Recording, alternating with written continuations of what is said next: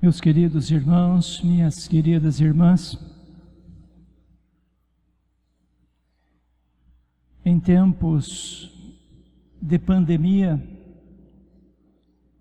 sem procissão eucarística pelas ruas de nossa cidade, nos reunimos neste momento em torno ao altar, aqui na Catedral, como família de Deus, para celebrar a solenidade do Santíssimo Corpo e Sangue de Jesus Cristo. No início deste tempo litúrgico chamado Tempo Comum, após o tempo pascal que terminamos com a solenidade de Pentecostes, voltamos hoje a nossa atenção, a nossa adoração, o nosso louvor a Jesus Cristo presente na Eucaristia. Celebrar Jesus Cristo morto e ressuscitado é tarefa universal da nossa fé. E hoje somos convidados a reafirmar a nossa fé em Jesus Cristo como o pão da vida. O Senhor está vivo, está presente na história do mundo, está presente na história de nossa vida. Esta solenidade de hoje se relaciona com a Quinta-feira Santa, de modo especial com a última ceia entre Jesus e seus apóstolos, que fazemos memória, na verdade, em cada celebração eucarística. Contudo, na Quinta-feira Santa, por assim dizer, não deu para celebrar tudo aquilo que queríamos. Por isso,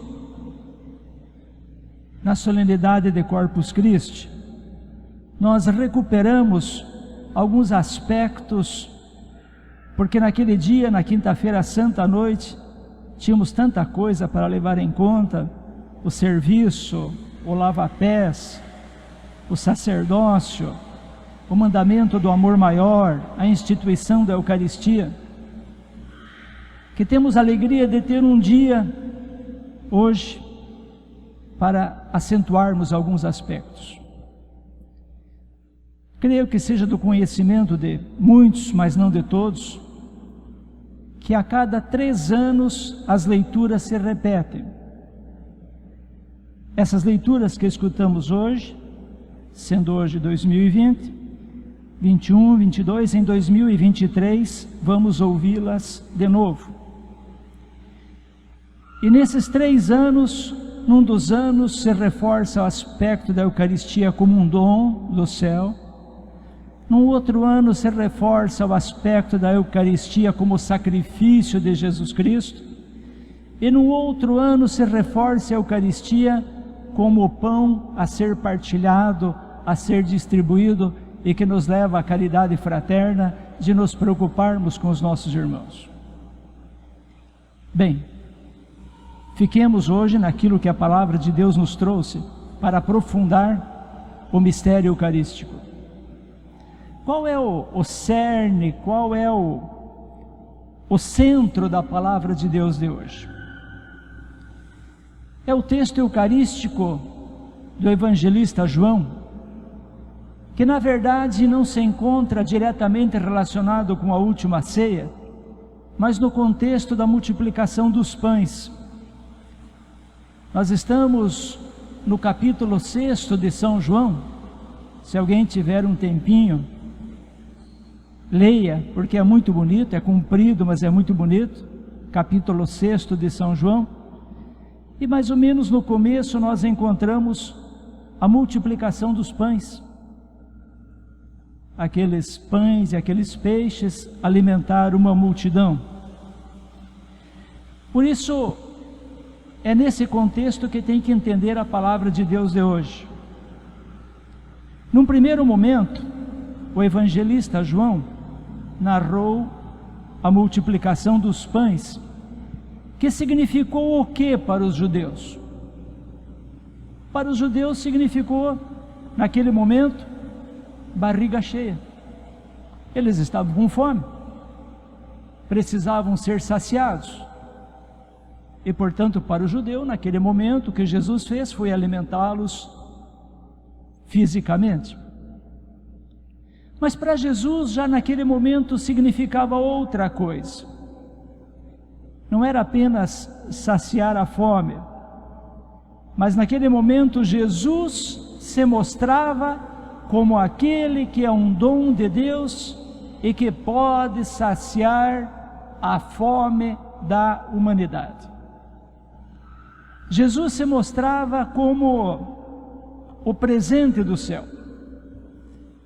E exatamente no Evangelho que acabamos de ouvir, explica, especifica ainda mais este dom do céu. O que é? É a sua carne dada para a vida do mundo no sacrifício da cruz, e que cada pessoa deve participar deste dom para ter a vida que Jesus nos trouxe, a vida de Deus e um dia a vida eterna. Sem o pão nosso de cada dia nós não vivemos. E Jesus é o pão do céu que veio para nos alimentar na Eucaristia. O que o Evangelho está dizendo então? Alimentar-se de Jesus Cristo é condição fundamental para participar de sua vida. Como é que nós podemos participar da vida de Jesus? Pela Eucaristia. Observe-se, porém, que participar da vida de Cristo, ao comungar, não é um processo mágico. Mas quem comunga se compromete com a proposta de vida de Jesus de Nazaré. Isto é que é comungar. Além de comungar o corpo e o sangue do Senhor na Eucaristia, nós queremos comungar e comungamos da vida do próprio Cristo. E comungar da Eucaristia, da vida do próprio Cristo, é condição para ter a vida eterna. Alguém poderia dizer: mas seu bispo, eu, por irregularidades na minha vida, das quais quem sabe até não tenho a culpa, eu nesse momento não posso comungar. A comunhão espiritual que pode ser feita por estes, porque Jesus quer dar-se a todos, ou na comunhão física, ou na comunhão intencional, mas Jesus quer nos alimentar a todos, e todos nós estamos convocados a fazer parte desse processo da intimidade de vida com o Senhor Jesus Cristo. Por isso que a primeira leitura, lembro, falava do dom do maná, aquele pão caído do céu, nos leva a entender que, assim como o povo judeu precisou de Deus, ser por Deus alimentado para atravessar o deserto rumo à terra prometida, também nós precisamos do alimento chamado Jesus Cristo para atravessar o deserto de nossa vida. Por isso o Salmo 147, que foi cantado há pouco, ele dizia mais ou menos, relacionava o dom do trigo como a palavra que Deus, que Javé, manda à terra. A palavra era esta: o Senhor nos alimenta com a flor do trigo. E a gente sabe que o pão mais gostoso é aquele que é feito com a flor do trigo, mais saboroso, mais essencial, melhor. Deus deu o melhor a seu povo, Deus continua dando o melhor a cada um de nós. Deus continua nos alimentando para atravessar o deserto da vida, que não é fácil muitas vezes. Mas sem Deus, o povo judeu não chegaria à terra prometida. Sem Jesus Cristo presente em nossa vida como alimento, também nós não chegaremos à eternidade para vivermos eternamente com Deus. Vamos aprofundar um pouquinho mais. Na segunda leitura da carta de São Paulo, nos mostra que o pão e o vinho repartido na Assembleia é a participação da comunhão na carne e no sangue do Senhor. Em assembleia, juntos, quando recebemos a Eucaristia, nós estamos nos associando diretamente a Jesus Cristo. Surge uma pergunta: se nós nos alimentamos da carne daquele que deu a vida por nós, se bebemos do seu sangue por nós derramado, assumindo o projeto de vida do próprio Jesus Cristo, não deveria ser a nossa vida doada, partilhada, até sacrificada, como a vida de Jesus Cristo? Por isso, há uma frase da primeira carta do apóstolo João, no capítulo 3, que diz: se Ele, Jesus, deu a vida por nós, também nós devemos dar a vida pelos nossos irmãos e irmãs. O Papa Francisco, ele disse ontem: